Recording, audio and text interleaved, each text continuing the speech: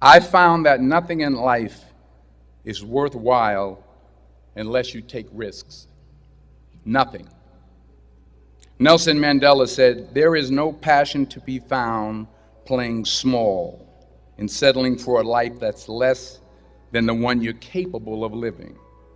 Now, I'm sure in your experiences in school and applying to college and picking your major and deciding what you want to do with life, I'm sure people have told you to make sure you have something to fall back on. Make sure you got something to fall back on, honey.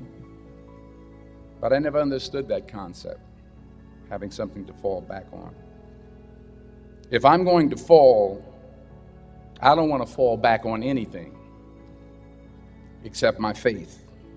I want to fall forward. I figure at least this way I'll see what I'm going to hit. Fall forward. This is what I mean. Reggie Jackson struck out 2,600 times in his career, the most in the history of baseball. But you don't hear about the strikeouts. People remember the home runs. Fall forward. Thomas Edison conducted 1,000 failed experiments. Did you know that? I didn't know that. Because the 1,001st was the light bulb. Fall forward. Every failed experiment is one step closer to success. You've got to take risks, and I'm sure you've probably heard that before, but I want to talk to you about why that's so important. I got 3 reasons, and you can pick up your iPhones. First, you will fail at some point in your life. Accept it. You will lose. You will embarrass yourself. You will suck at something. There's no doubt about it. And I know that's probably not a traditional message for a graduation ceremony, but hey, I'm telling you, embrace it because it's inevitable. And I should know. In the acting business, you fail all the time. Early on in my career, I auditioned for a part in a Broadway musical. Perfect role for me, I thought, except for the fact that I can't sing. So I'm in the wings, I'm about to go on stage, but the guy in front of me, he's singing like Pavarotti. He's just, and he's just going on and on and on, and I'm just shrinking, I'm getting smaller and smaller. So they say, "Oh, thank you very much, and you'll be hearing from us."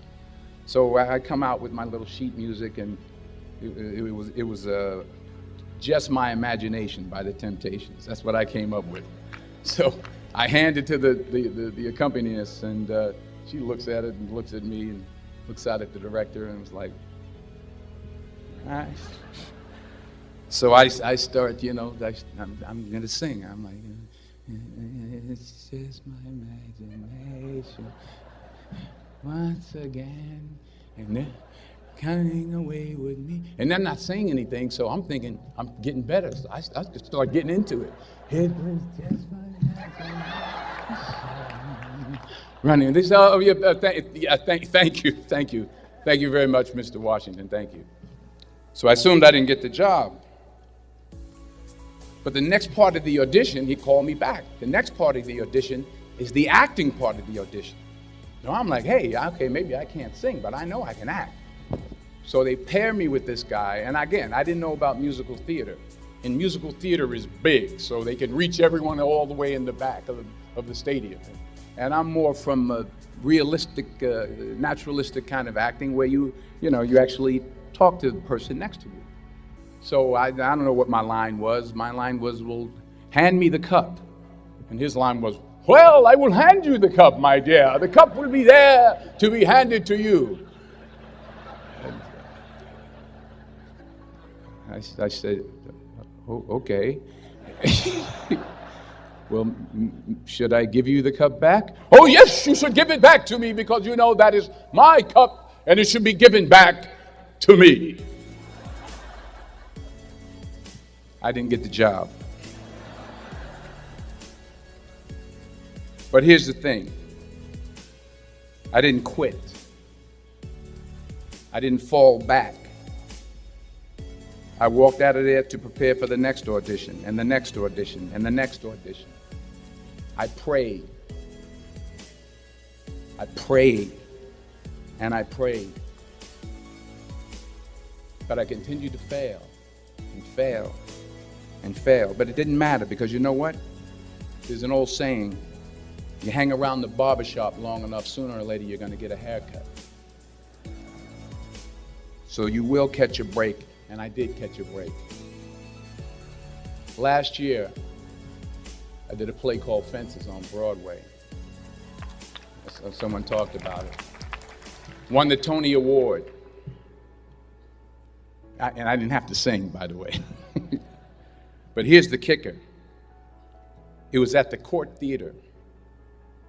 It was at the same theater that I failed that first audition 30 years prior. The point is, and I'll pick up the pace, the point is, every graduate here today has the training and the talent to succeed. But do you have the guts to fail? Here's my second point about failure. If you don't fail, you're not even trying. I'll say it again. If you don't fail, you're not even trying. My wife told me this great expression. To get something you never had, you have to do something you never did. Les Brown's a motivational speaker. He made an analogy about this. He says, imagine you're on your deathbed, and standing around your deathbed are the ghosts representing your unfulfilled potential. The ghost of the ideas you never acted on. The ghost of the talents you didn't use. And they're standing around your bed, angry, disappointed, and upset. They say, we came to you because you could have brought us to life, they say. And now we have to go to the grave together. So I ask you today, how many ghosts are going to be around your bed when your time comes?